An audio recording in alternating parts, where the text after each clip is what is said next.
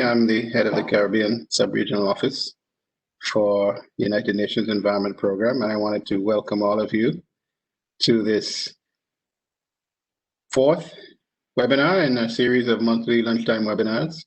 As you would be aware, this meeting is focusing on disaster resilience in the Caribbean, and it's actually very timely. We had a bit of a scare last week, and as we speak, the Caribbean Disaster and Emergency Management Agency, CIDEMA, as well as the Caribbean Institute for Meteorology and Hydrology, CIMH, is having a briefing, which I just left, and I'll probably return to, because there is a new system which is going to bring a lot of rain to the northern Caribbean, including the Leeward Islands and part of the Greater Antilles, and potentially impact even more severely on the Turks and Caicos and the Bahamas.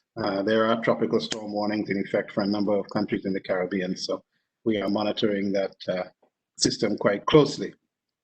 So this event is very timely, and I'm very happy to have our regional expert from UNEP in the person of Mr. Dan Stothart, and he's going to be introduced shortly.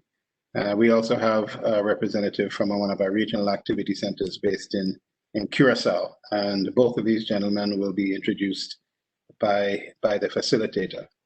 I've asked one of my colleagues from the sub-regional office to moderate the meeting, and I'm going to hand over to either of them. I'm not sure if they've decided among themselves yet, but I believe that Alexandra Caracajo is going to lead the moderation. So I will give the floor to Alexandra, and I'll come back at the end of the session. So please enjoy, and thank you for your participation. Over to you, Alexandra. Okay, can you hear me? Yes, we can. Okay. Okay, thank you. All right, good afternoon, everyone. Welcome again to this webinar on building Caribbean resilience to disasters and emergencies. As Vincent said, my name is Alexandra Caracajo. I'm a program management officer here at the Caribbean Sub-Regional Office in Kingston. Today we have two excellent speakers. The first one is Dan, Dan Stothart, who will be speaking on the topic of building resilience to natural disasters in the Caribbean. Dan is the regional, I'm hoping that Dan is already on. Dan, are you? I'm here, yes. Okay, all right. Yeah, Dan is the Regional Humanitarian Affairs Officer at the UNEP Regional Office of Latin America and the Caribbean based in Panama. Dan joined UNEP in 2015, and he coordinates the Disasters and Conflicts Program for the Latin America and the Caribbean office, covering 33 countries, focusing on response to emergencies, addressing the environmental drivers and impacts of human mobility, mainstreaming environment into humanitarian action, and addressing the relationship between environment and security. Prior to joining UNEP, Dan worked in the region, in the Caribbean wider region, for 8 years in Guyana, Haiti, and most recently in the Dominican Republic, where he worked for Plan International for 6 years as a disaster management advisor and as a humanitarian consultant. But before that, he worked in Cote d'Ivoire, in West Africa, Uganda, Kenya, and Senegal. Dan has worked for various NGOs, including Oxfam, International Rescue Committee, and Plan International in various humanitarian roles, both disaster response and disaster risk reduction. Dan has a master's degree in disaster management and speaks fluent English, Spanish, and French. He's trilingual. Our second speaker is Roberto San Martin. and he will present on response to oil spills and contingency planning in the wider Caribbean region. Roberto is a consultant at the RAC, the Regional Activity Center, known as the Regional Maritime Pollution Emergency Information and Training Center for the wider Caribbean, where he assists the 33 Caribbean nations and territories to prevent and respond to pollution from ships and enforce international environmental standards. Roberto is based in Curacao since 2019, October. Prior to this assignment, he was employed as a senior project officer of the Pollution Response Services Unit of the European Maritime Safety Agency, MSA, based in Lisbon, Portugal.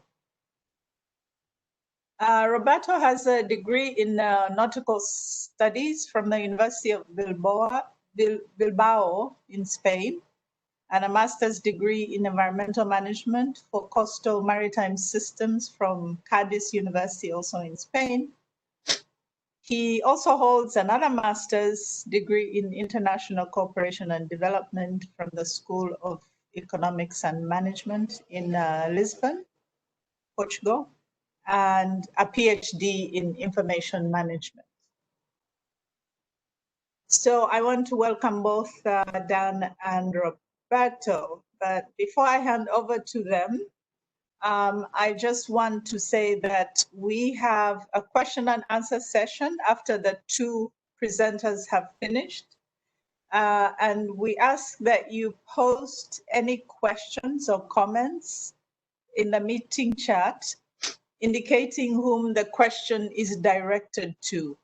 And this will be answered during the question and answer session. We will not be taking, unfortunately, any live questions because of time considerations. So thank you. Now I would like to hand over to Dan to begin his presentation. Thank you. Thank you, Alexandra. I'm just looking now for how I start to share my screen. You should have there the entry slide of the presentation. Yes, we do. Perfect. Can everybody see it? I'll leave my camera off just because my internet connection has been a little busy in the last couple of days, but in any case, I think the presentation is probably more interesting than my camera. Before going in, actually, I should probably start with a bit of an anecdote. I publicized this session on LinkedIn, and it generated a lot of comments about the title of the webinar. And they're probably particularly appropriate comments considering the two presenters. And the comments were particularly by people who work in disaster risk reduction, taking issue with the use of the phrase natural disasters. And I have to admit, kind of, I do agree with the comments that I was getting back. And probably all the more so considering precisely the points that Roberto and I will be talking about, in the sense that we will probably be talking about the least natural of disasters for the most part. And the question around whether or not there is even such a thing. The general debate being that although the hazard may be natural, if we're talking about a hurricane or a tropical storm or whatever, the fact of being vulnerable to that event is fundamentally social, because we're not all equally vulnerable, and therefore no disaster can ever be truly natural because it has human components. Then add on to that when we start talking about things like industrial accidents, where there might not even be a natural factor at play, thinking, for example, around oil spills or explosions or unstable dams. and similar. We probably have to review our idea of what is a disaster and what is natural, which is not to say at all that what we're going to talk about is not at all relevant. And I think, in fact, given, as Vincent said at the beginning, the fact that we have Tropical Storm Isaias about to come and say hello to the Caribbean in some way, shape or form, I think does make this particularly timely. And I'll pick up that conceptual point as we go through some of the presentation. So I'm Dan Stothart, I'm Regional Humanitarian Affairs Officer for UN Environment for the last 5 years. And I'll be talking specifically about UNEP's contribution to Caribbean resilience, rather than presenting a general diagnosis on Caribbean risk and resilience, since many of these exist already. I'll be complementing the previous presentation made by the UNEP Haiti office on their work specifically on using ecosystem-based approaches to build resilience. So rather than delving particularly into ecosystem-based disaster risk reduction, I'll be talking about some of the other aspects of UNEP's work on building resilience in the Caribbean. To start off with, I thought I would probably bring out a little bit of history on the work that has been done on emergency response and capacity building regarding the environmental dimensions of emergencies in Latin America and particularly in the Caribbean, going back as far as 2008, which is as far as I think reliable records were being kept, although UNEP has been working on response to the environmental dimensions of emergencies since at least 1992. During that time, there have been 23 response missions in Latin America in total, of which 6 are in the Caribbean, as well as 1 ongoing resilience program in Haiti. And now I've discovered that my presentation does not want to advance anymore. Thank you. There we go. And so overall, we have a long-term piece of work through the Caribbean, through the Haiti, pardon me, program office, which Fabien presented in the first of these webinars. And on top of that, we've had 6 emergency response missions in Bahamas, Dominica, Haiti, and the Turks and Caicos. And these are all primarily looking at response to the environmental dimensions of different emergencies, primarily hydrometeorological emergencies and also earthquakes, which have happened in the Caribbean. Sorry, I'm trying to make the presentation move forward, and instead it keeps changing the size of WebEx on my screen. So the first case study I wanted to bring out was the response to the hurricane in Dominica in 2017. And what this says in particular about response and resilience to the environmental dimensions of emergencies in the Caribbean. Following Hurricane Maria, UNEP was asked to provide technical support to the response, looking at particularly the management of disaster waste or crisis waste, as it's now tending to be called, which is not only debris from buildings, but we're also talking about hazardous waste, for example, industrial or chemical waste, healthcare waste, wastewater. E-waste was actually quite a major problem. Waste of general electronics, household electronics and cars, and also green and natural waste, which, considering Dominica is very mountainous and very forested, there was actually a large amount of waste coming from fallen trees, sediments, landslides, etc. And UN Environment was asked to provide advice on the public health risks posed by this waste, as well as the issues related to the obstruction of humanitarian aid due to waste and the waste caused by humanitarian aid itself. And obviously, in a country like Dominica, which is geographically quite small, but then also with very mountainous terrain, and in common with many Caribbean countries with a relatively small and centralized government, The risks were then further complicated by the diversion of waste management vehicles to emergency response duties, meaning that for a certain period, waste management, the amount of waste that was around in the streets was actually building up significantly because collection vehicles were initially diverted.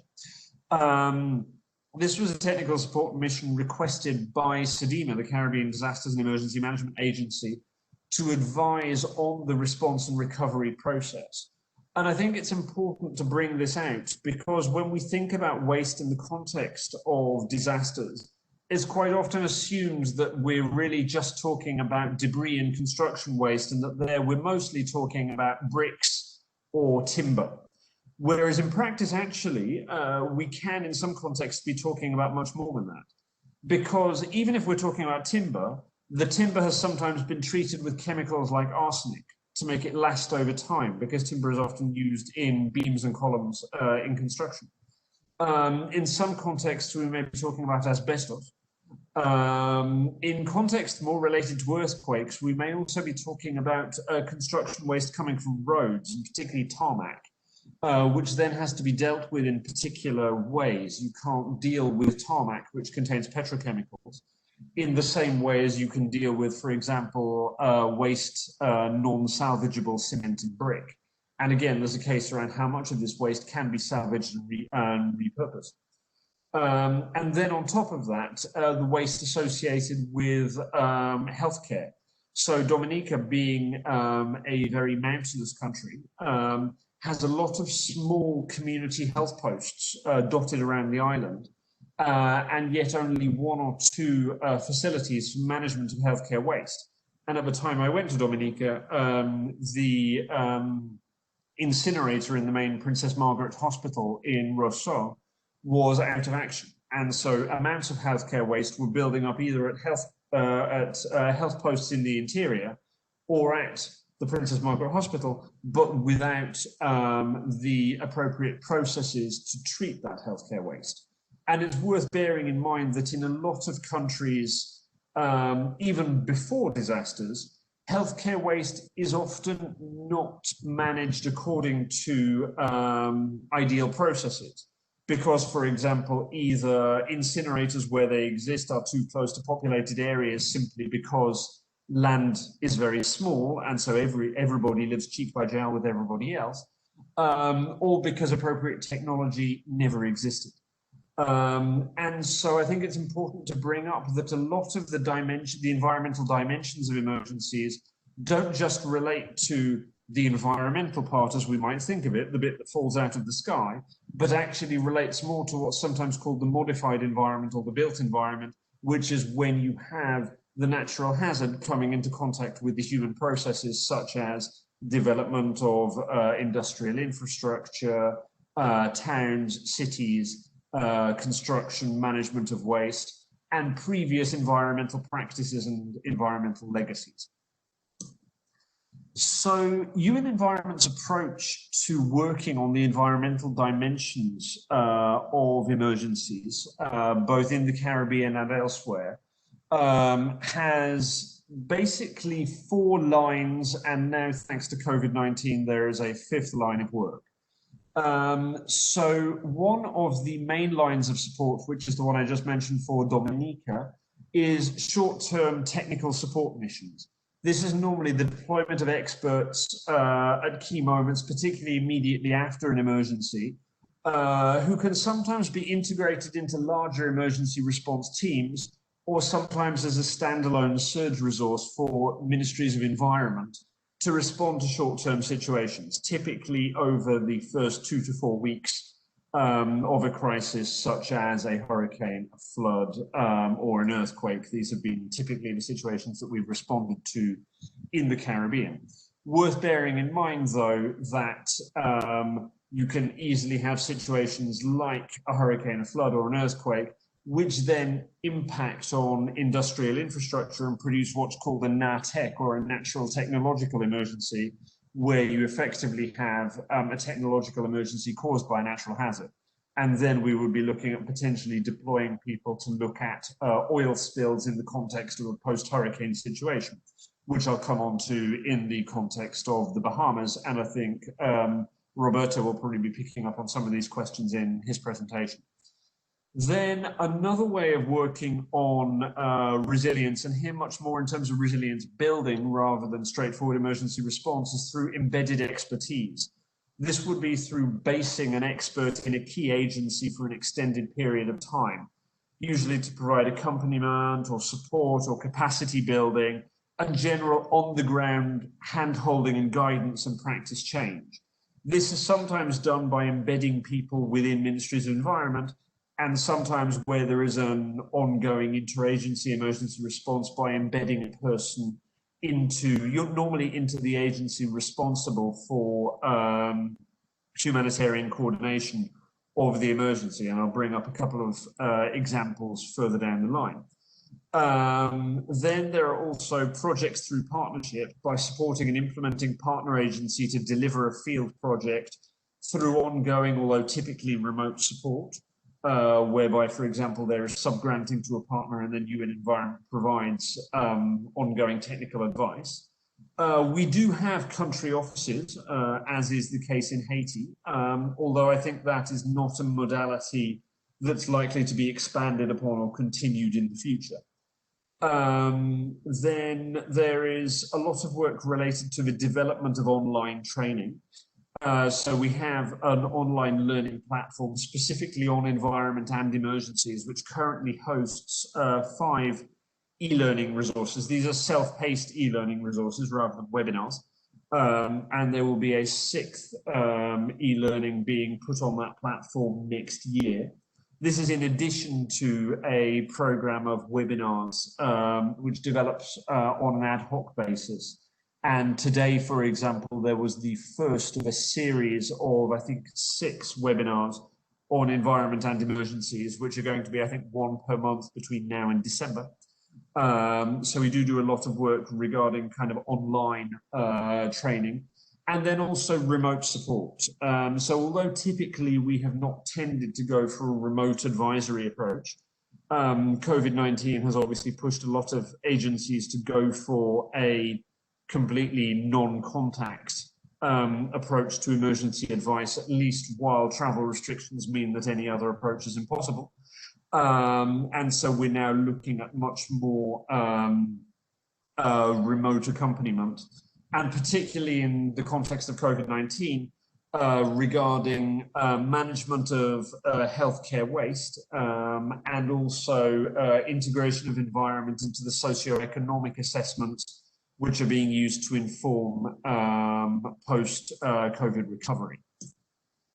So the portfolio specifically in the Caribbean at the moment has 3 main lines of active work, as well as ad hoc emergency response work on an as and when basis.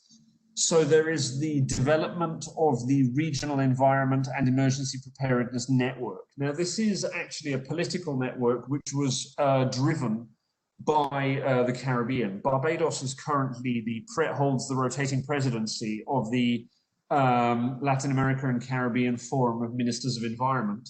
And as a part of Barbados's presidency, they wanted to push the strengthening of resilience and of the addressing of environmental dimensions of emergencies. Specifically environmental dimensions of emergencies rather than understanding that as being purely climate change adaptation, since UN Environment has also a climate change adaptation and mitigation program. So the idea is that this is a particularly complementary initiative whereby ministries of environment identify focal points to work within a voluntary regional network on environment and emergency preparedness. The network now has 17 members, of which 7 are Caribbean countries. And membership is growing all the time. The network has only had 2 meetings and already has 17 members, of which 7 are Caribbean. As I mentioned, there's the COVID-19 response support, looking at environment and socioeconomic assessments, and then also guidance on the management of healthcare waste in particular. as well as also remote support being managed by other programs looking at longer term questions around waste management policy and best available technology for waste management over the longer term. And there is particularly work being developed there with Trinidad and Tobago and Suriname. And then, as I mentioned, and as was presented in the first of these webinars, there is the ecosystem-based disaster risk reduction program, which has a part of its activities going on in Haiti and is ongoing at the moment, with activities which have so far included at community level work on slope stabilization and training in nursery management as ways to generate healthy ecosystem buffers to the impacts of hazard, as well as hurricane season preparedness work with government, training for Red Cross volunteers on ecosystem-related vulnerability and capacity assessments, and environmental DRR measures. I have to admit I am not the best person to comment on the Haiti work, since that's directly driven by the Haiti office, but I believe that there was a presentation on this on the first webinar and the recording may still be available. So then looking at the broader regional portfolio outside the Caribbean, but some of which may in future be of relevance to the Caribbean.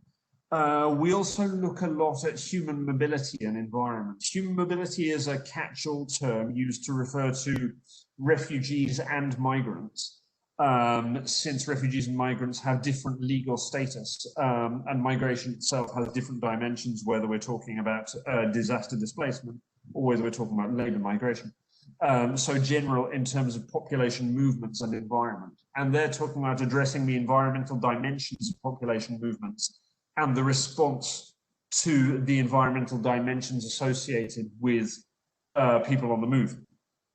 We currently have work ongoing in Guatemala, Brazil, and Colombia at country level, as well as regional work supporting humanitarian planning for the response, particularly to Venezuelan refugees and migrants in 17 countries around the region, which includes Caribbean countries, and looking at what are the environmental, particularly in the context of the Venezuelan emergency, the environmental impacts of population movements, the environmental impacts of the response to people on the move, and the ways by which that response can actually generate environmental benefits.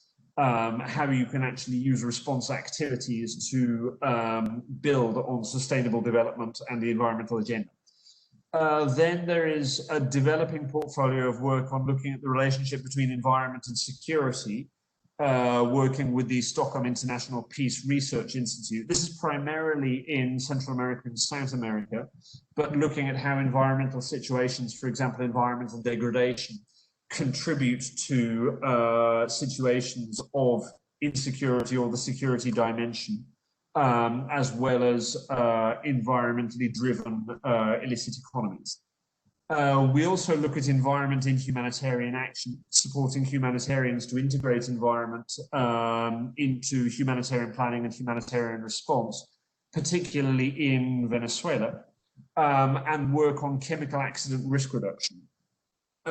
Historically, this was with big industrial parks, such as there's a large industrial park in Barranquilla in Colombia, and also support to the risk reduction efforts of certain ports and oil terminals in Brazil.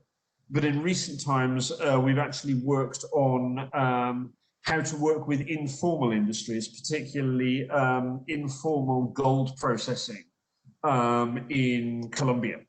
Although coming back to formal industries, this could easily be something that's adapted to the Caribbean. Recent achievements in the Caribbean on environmental dimensions of emergencies, response to high-profile emergencies, for example, in Bahamas, Dominicas, and Haiti, the Bahamas, Dominica, and Haiti, pardon me. Bahamas in particular related to Hurricane Dorian and the environmental impacts, particularly associated with the oil spill caused by Hurricane Dorian. The integration of the Caribbean countries into the Environment and Emergency Preparedness Network, and also the design and implementation of the first open access national environmental information system in Haiti. Future plans. The Dominica emergency response to disaster waste opened our eyes to the possibility of developing a preparedness approach and a risk reduction approach to the management of crisis waste.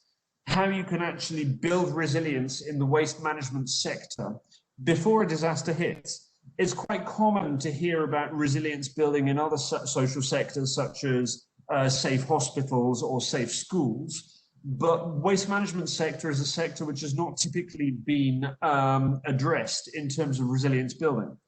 And so we started to look at how it might be possible to work with the waste management sector in terms of their own risk reduction and their own preparedness before a disaster strikes, to try and avoid the sorts of environmental issues that we saw when Hurricane Maria impacted Dominica and also other countries in the Caribbean, such as the British Virgin Islands, where there were also significant impacts as a result of waste. And so this is a proposal which is being developed under the leadership of SEDIMA, also in partnership with the OECS and PAHO. It's a regional proposal, but with 4 focus countries, provisionally Jamaica, St. Martin, Dominica, and St. Lucia.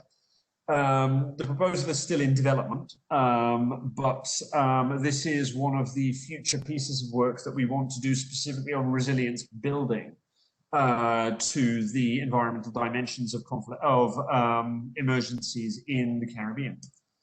Then on top of that, in Haiti, the possible expansion of environment and humanitarian action work. I mentioned environment and humanitarian action with reference to Venezuela, but in the past we had also done a country study on the relationship between environment and humanitarian response in Haiti. We're looking at updating that work and the possible deployment of an environmental field advisor, a person to be embedded in the humanitarian coordination agency, which would be the Office for the Coordination of Humanitarian Affairs in Haiti. That comes back to the point that I was mentioning about embedded expertise. And lastly, for the regional platform for disaster risk reduction in Jamaica, date currently suspended, but it was originally planned to be around about this week, I think. UNEP is co-leading events on the relationship between blue economy and resilience building, and also the role of local government environmental management and resilience building. And whenever the regional platform is finally implemented in the post-COVID world, those will be 2 other environment and resilience building initiatives in the Caribbean that UNEP will be leading on. That is all for the presentation. I'll be hanging around to answer questions, although I will be very briefly stepping away from the computer for 1 minute to fix the environmental emergency, which might otherwise happen in my lounge because it's just started raining and the windows are open. I will be right back. Thank you, Dan. Thank you, Dan. And Dan has provided some links there in the chat. And if you need more information on what he has said, you can go to these resources. But we will also, there's a recording of this webinar, but we will also circulate the presentations. So now I will hand over to Roberto. Roberto, you can put on your video so we see who you are, and if you want to take it off, you can after we have seen you. Thank you. All right, go ahead. Let me switch it on, yes, so you can see my face, and I'll switch it off because my internet connection is not as good as it should be. Thank you. Good afternoon, everybody. Today, I would like to tell you a little bit about Rempatech, what we do, and how contingency planning can improve resilience to oil spills.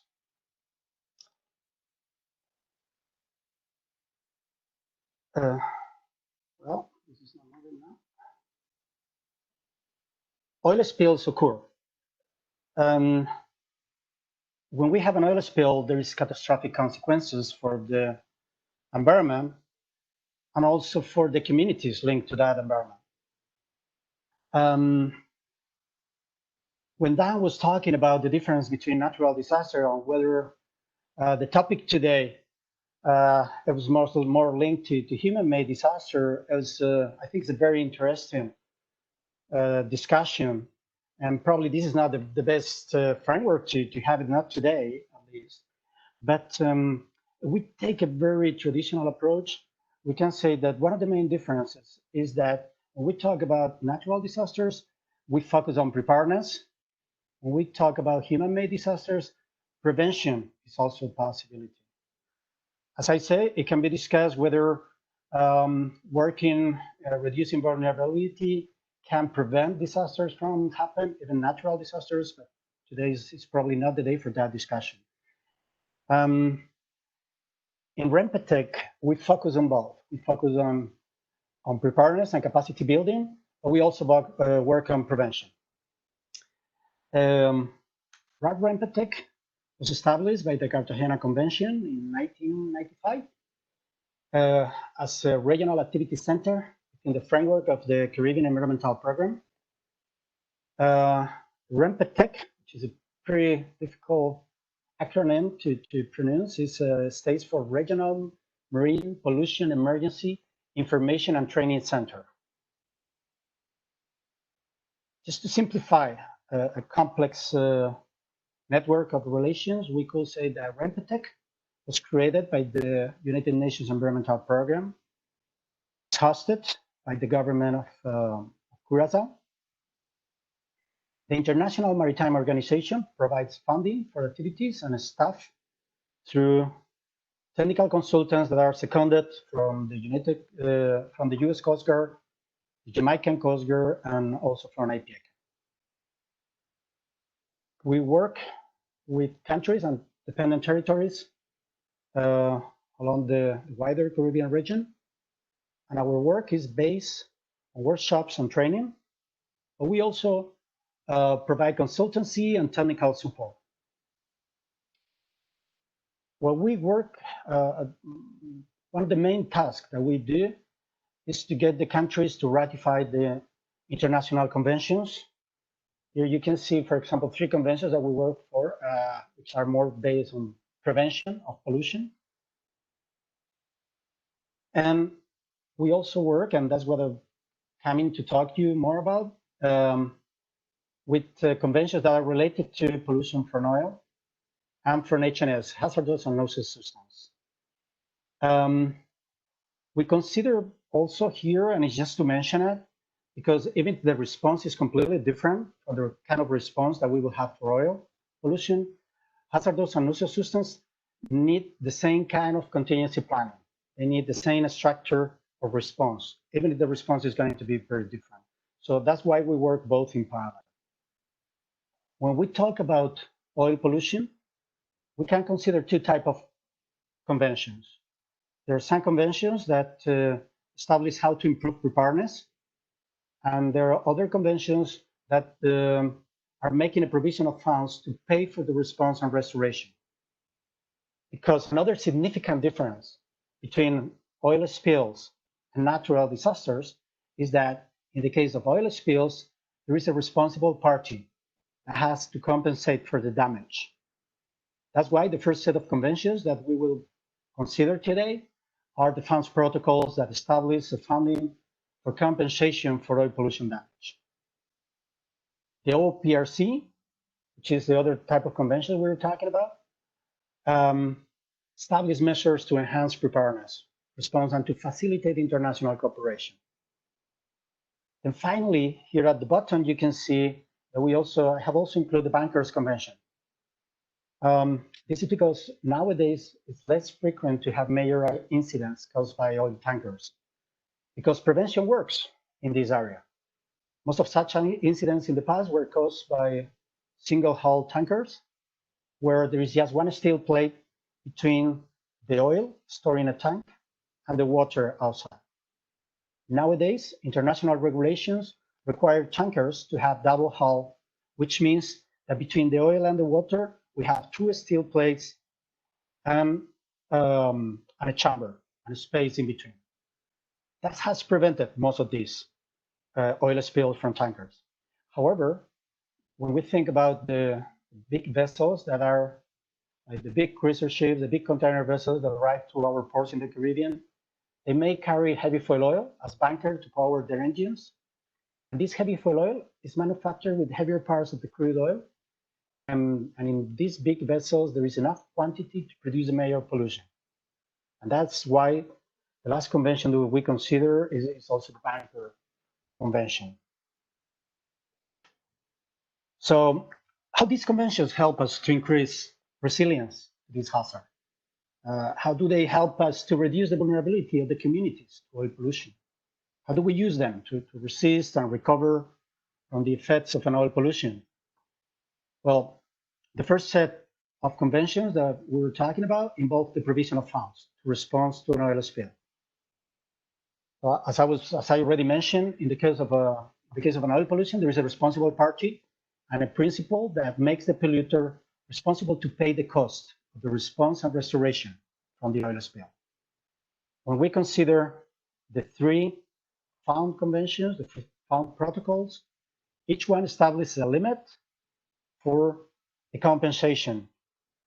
Therefore, it's pretty important because if your country has only ratified the first protocol, the limit it'd be here in the gray area, so quite low. Ratifying the second protocol, the limit rises as it happened with the third. That's why it's so important that your country has ratified the latest protocols. Let's talk now about the OPRC convention. This convention established certain requirements for the countries to be prepared to face oil pollution. In this, our work focused on contingency planning, also in international cooperation and training and exercise. Today, I'll be talking more about contingency planning because it's somehow easier to set the link with preparedness and with building resilience. But in the Caribbean region, especially, international cooperation is also very important. The tools that we use to work in contingency planning, especially together with the authorities of the different countries and dependent territories, are here on the right side. And what you can see here is the first one is the incident command system. Basically, what we try to do is to get the countries to establish an incident command system where the responsibility is clear among the different institutions in the country. During the response to an oil pollution, cannot be doubt about who should do what. It's better to define this structure of command when we are in a peacetime and when the oil is reaching the coastline. That's why we think it's extremely important to work within the country. Sometimes when we have an exercise in a country, the first 2-3 hours are an open discussion on who is responsible for what. That's great, because if we have that discussion during an exercise, that discussion is done, it's clear, it's on the paper, we have an incident, if we have a real oil spill, we don't need to talk about it. Other tools that we use are environmental sensitivity index maps, which basically help us to identify the areas that need to be protected. We conduct risk assessments, basically consider different potential pollution scenarios with different sources of oil, different locations, quantities, type of oil. We use computerized oil spill tracking modeling to identify the areas that each one of those scenarios would affect. And we compare to the areas that we need to protect in the environmental sensitivity index maps. We do this with an exercise with all the stakeholders in the country. Then we consider the best response techniques that we have for those scenarios. And we do that using the net environmental benefit analysis approach, because it's important to consider that each oil pollution is going to be different, depending on the type of oil, the quantity, the location, meteorological conditions. Therefore, the response technique should be considered in such a way that it's going to produce a net benefit. In some cases, we may have only the option to use mechanical recovery. In other cases, we may use dispersants or in situ burning. In other cases, it may be necessary a combination of techniques, or in some cases, it may just be monitor and do nothing, because any of the other techniques may cause more damage than good. It's better to make these difficult decisions again in peacetime, during exercises, during workshops. And once we do that, for those areas that are especially sensitive, we can develop geographic response strategies. That means all the thinking is being done beforehand. If something happens, the country is going to be ready to implement these strategies. And when I say we, I mean the national authorities with our support, because contingency planning cannot be done by Rempatec. It should be the work of all the different stakeholders in the country. It should be an inclusive project with the participation of the whole community, because the authorities of the country should take ownership to produce long-term sustainable effects. We can only support that effort with technical knowledge, with tools, but it's the work of each country to be prepared, of each community.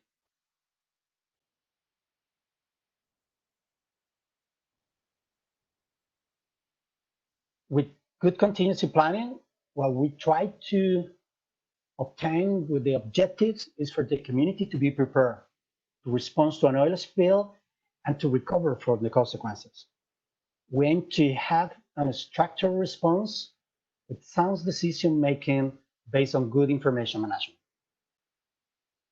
A system that alerts of potential pollution and raise the alarms when it's necessary, and raise that alarm to the relevant authorities. We aim to have clear policies in which response strategies can be used, under which circumstances, clear policies in the use of dispersants or in situ burning,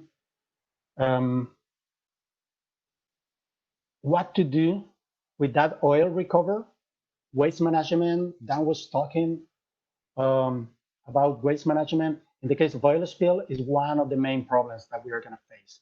What to do with the oil that we recover? What to do with the oil that has reached the coastline?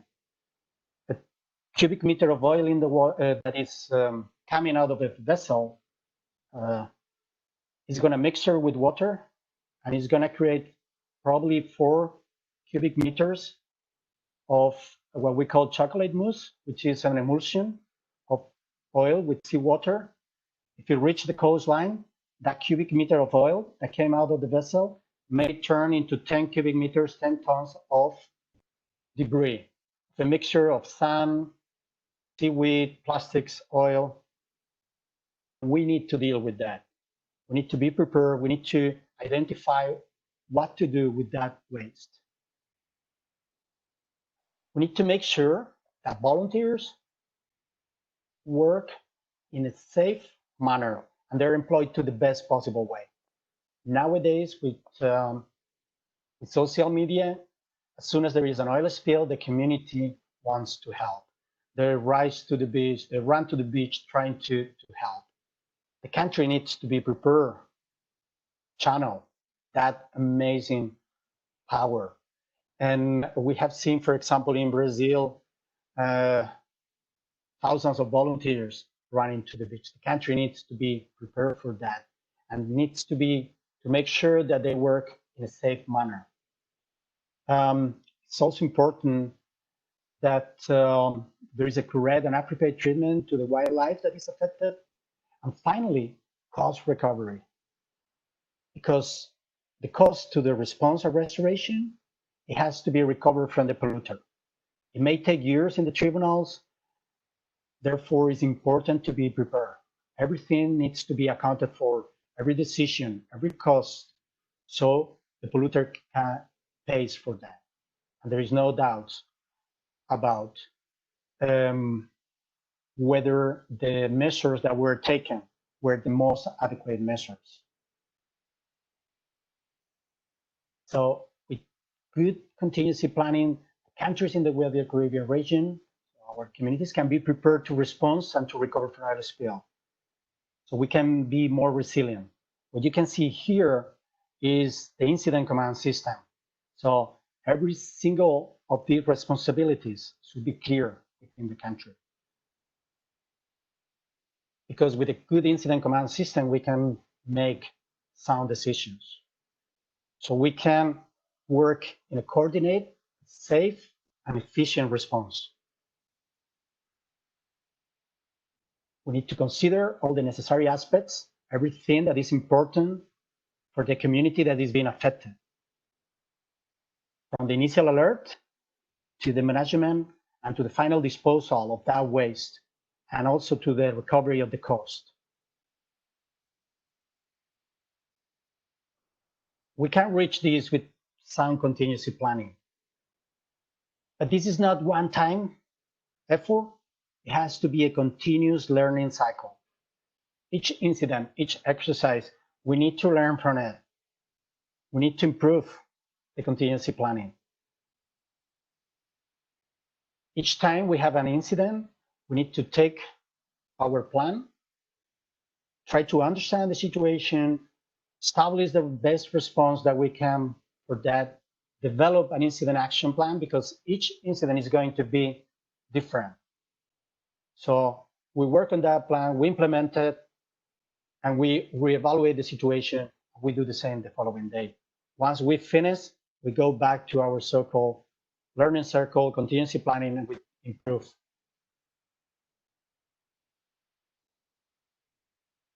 If you want more information on these topics, I have posted here some websites that are basically where you can find guidelines, where you can find a lot more information, because what I told you today, it is very, very quick.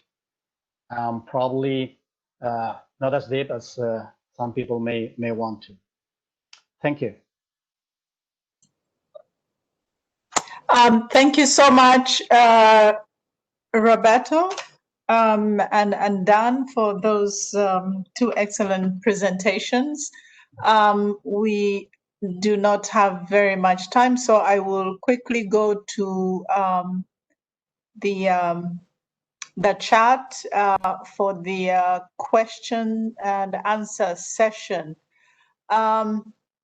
I have a few here, but I see that many of the participants are asking whether these presentations will be availed to them. Yes, we will send them to all of you who have participated. I see right now we have about 62 participants. Okay, so the first question is to Dan. And it is from Ricardo Venegas. I hope I'm not spoiling your name. And the question is, what are the main gaps in geospatial information to build resilience in the Caribbean region? Dan? That's a really good question. I have to admit, I'm probably not the right person to answer it because I only do a little bit of work with geospatial information. I have, there are other UN environment programs that specialize much more in environmental information, including geospatial. As a general note or a general point, I could say that one of the struggles that often exists in terms of building in terms of information to inform risk reduction, resilience decisions, is the lack of it in the Caribbean, or the lack of available or regularly updated open source data. It's not as information rich an environment as compared to some of the much bigger countries of South America, for example, which is not so surprising. These are much kind of, smaller governments in terms of numbers of people.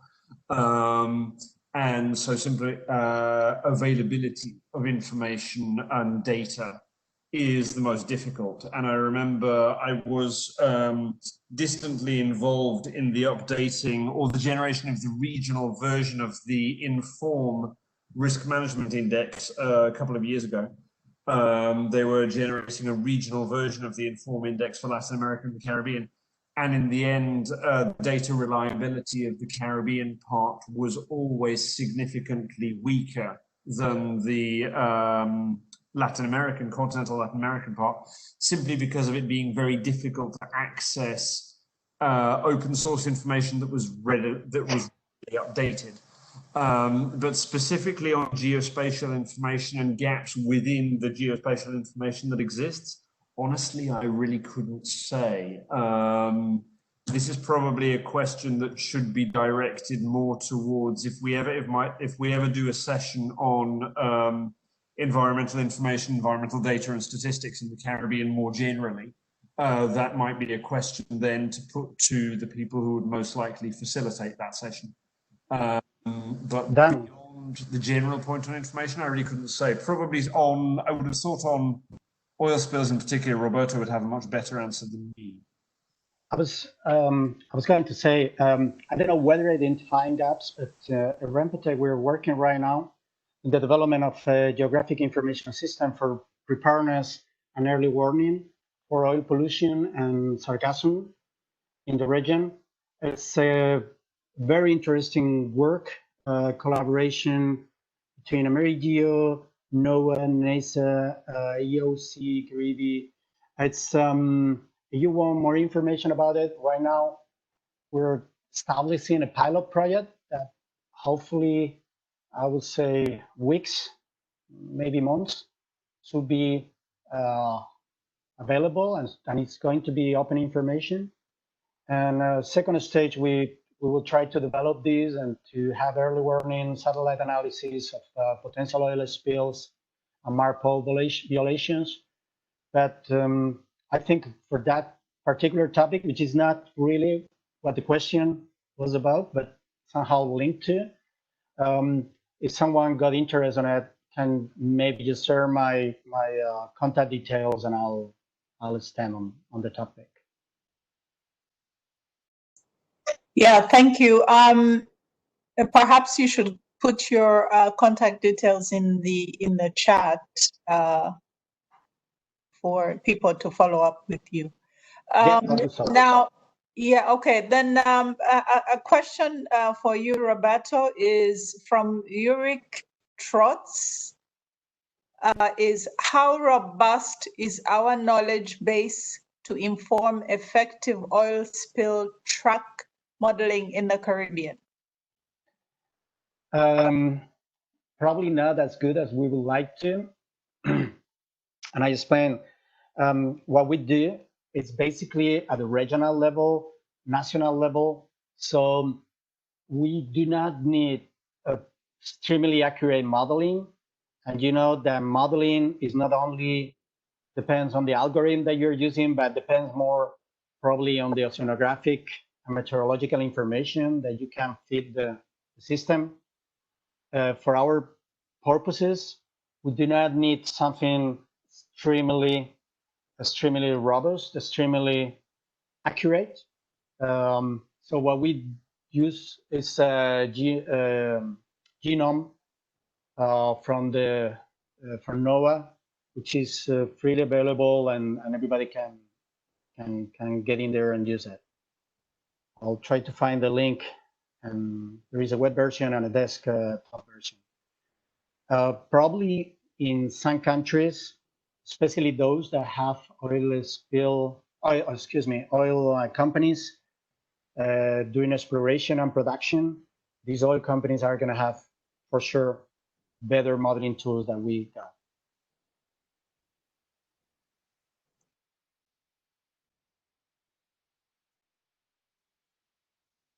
I'm not sure whether I answer the question, but yeah, this is our relation with modeling.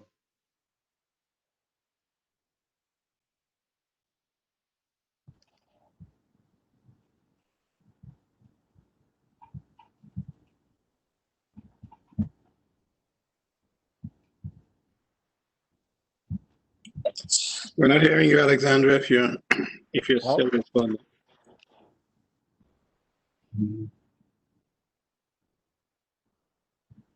Sorry, I was muted. Yeah, That's what we use. I was asking if Ulrich, if Roberto has answered his question. Otherwise, Roberto has provided his contact. Oh, you are going to provide your contact so that I'm about to do it. Yeah, yeah. So he can get in touch with you. I don't know what. Roberto, you want to mute your mic? Sorry. Yeah. Yeah.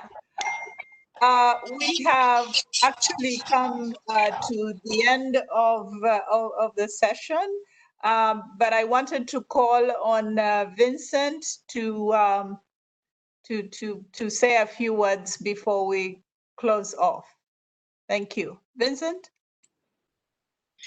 Yes, thank you very much, Alexandra, and particularly thanks to the speakers, both Roberto and Dan, for their very interesting presentations.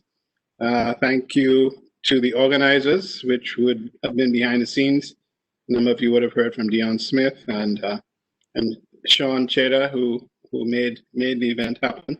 And of course, thanks to the participants. I think we had up to 62 participants, so there was generally a lot of interest. And I think we had some persons who don't normally participate in these webinars. So that that's encouraging, because it seems like we are growing an audience. I even had some inquiries from some of the high commissions and embassies when they saw this particular topic. So I think it's considered to be very timely. The next event is going to take place on August 26th. That's going to be our 5th monthly webinar, same last Wednesday of the month, and we'll be sending you more details. And if you do have any questions or you'd like more information, please feel free to reach out to us. Myself or Dion or Alexandra would be happy to respond. I don't have any more updates about the tropical system. I was hoping to have heard more information, but I'm sure you can monitor the internet and you'll get up-to-date information. And I just want to thank everybody again for your participation. Keep safe, and we look forward to seeing all of you next week. Thank you very much, and over and out. Thank you all.